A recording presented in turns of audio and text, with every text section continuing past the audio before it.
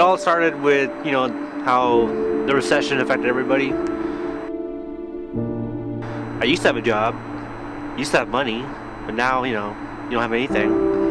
And, I had to drop out of school to go find a job. So I think the first time that I actually started considering suicide was an option for me was, 7th grade, 6th grade. I grew up in Porterville, which is right in the middle of Bakersfield. Not a lot of people who looked like me. So I was always kind of the odd one out. Like, I was always the one kind of picked on or just kind of ignored, or I was always a kid like playing on the bench in the sand by myself. I didn't have a lot of friends. It was just like a lonely existence for me. I haven't been passing my classes. I'm barely gonna pass high school. I'm not gonna make it to college. One of my friends, he said, look, I know you're being stressed in school, like, I know you're not getting through anything, but I got something that can, like, ease that stress for, like, a good day or so, just to get you feeling re-energized and get you back. All he did was look at me and slip something in my hand, let it go, and he walked out of the bathroom. And I looked at my hand, and it was an ecstasy pill. So by the time the next week rolled up, I asked him if he had any more of those. He said, yeah, I can get a few. And I just took more. Like, if he's offering to hook it up, I'll take it. If it's free, I'll take it, I'll do it. Just whatever to get this pain off of my back. And so I started becoming an addict in the process. The only time I was really depressed, not just like little high school petty stuff, but when I fell into real depression was when my dad passed away. And so I had a hard time sleeping because I'd be crying at night, so I'd take pills, like sleeping pills. Or I guess I started to feel the physical symptoms, so I would take like Vicodin. And I started gaining weight because I was emotionally eating, so I would take the diet pills. That was the only way I could feel like I could take control of my life. As a Filipino girl, I'm supposed to be so into school, be so headstrong. Like, my mom actually wanted us to like suck it up and just move on. Like, you're supposed to follow whatever your parents say, be so obedient. But it's like, I'm already sad and depressed and you're still to keep breaking me down. Like, I know you're trying to lift me up, but you're just breaking me down by trying to push me, and I'm already down there.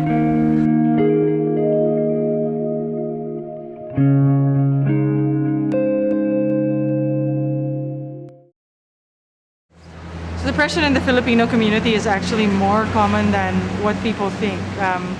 As you know, most people don't come and talk about their situation because of the stigma in the Filipino community. So it really is very important that we talk about these issues so that we can address it. We know that the stigma in the Filipino community is so great that many people who are suffering from mental illness or mental health issues refuse to come out and say, I need help and this is what's going on with me. Many people are not aware and educated about what depression is. And so I think what I've always been said is, you don't necessarily have to know exactly the symptoms, but it's really important to know what has changed with a person's behavior. So before, for example, one person is very social butterfly, and then all of a sudden in a week's time or in a few days, you notice that they don't want to talk to anybody. You notice there's a change in the way they eat. You notice that there's a change in the way they sleep. They feel hopeless. A significant difference from who they are. And so one question or one pat in the back can make a difference, saying, I've noticed that this is going on with you. What's going on? Is there anything I can do to help you? When it comes to depression, you usually keep it in, to be honest. I didn't tell anyone about how sad I was feeling, I didn't even tell my friends I was depressed.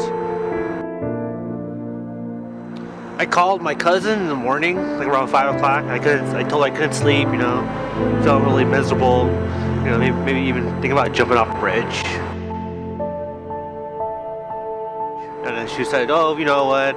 I'm gonna call the police, and before you know it, the police were there.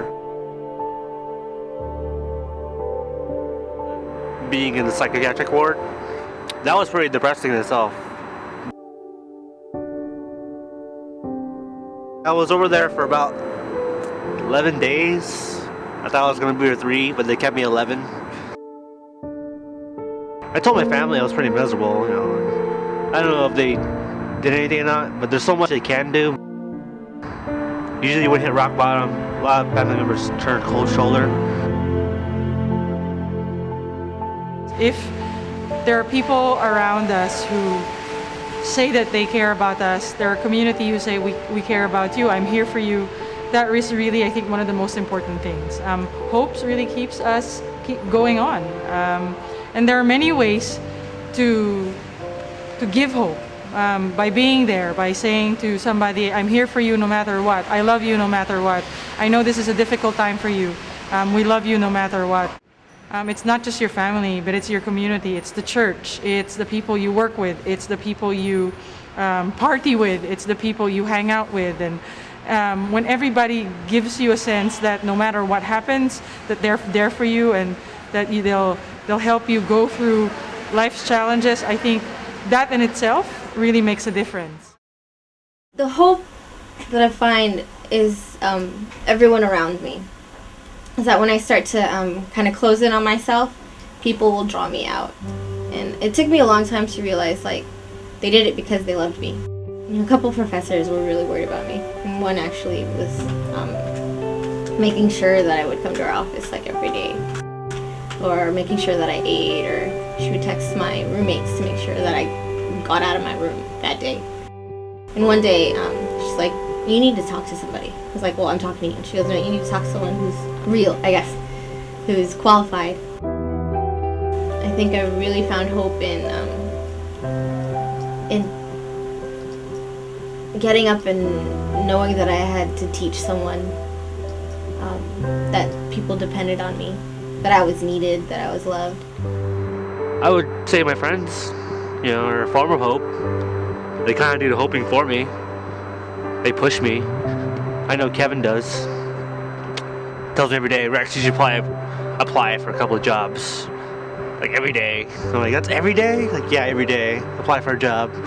I apply for 3, no 10. I'm glad to have the friends that do care. You know, it's really important to keep talking to those friends. I just want to be a good role model for my little sister, because me and her, we've been through the same thing, except I'm an adult, she's a little kid. And I don't want her to feel just because this happened to her, like, you know, her dad died, or she doesn't get along with her mom, or she doesn't have this or that, that's gonna like hinder her from doing anything. I know I went through a bad stage and she knew about that. She would comfort me too, like, it's gonna be okay, you don't have to cry. You know, I'm an adult being comforted by a little girl, and I didn't want it to be like that. But what gives me hope is that I just want to be there for her. Like, I don't want her to experience the same loneliness and depression I felt. I just want to keep giving her like better stuff, because that's what my dad did for me. I was like about ready to leave the house. I was about ready to live with my friend. As I was packing my stuff, my grandma walked in the room, and I just didn't have the heart to say anything to her. But she asked me a question, and she said, "Are you really cutting school and doing drugs?" And like I said, I couldn't have the heart to lie to my own grandma, so I just said, "Yeah." She put her hand over mine and gave me like the most comforting look, and she gripped my hand and she said, "Whatever you're doing out there, as long as you're alive and still breathing and still waiting for that new day to come, I just hope that you're okay with it, and that nothing bad happens to you, like you don't end up in the hospital or you end up in jail. As long as you got your health and you're alive, that's all that matters to me. You're my grandson for life." The hope was that there was love.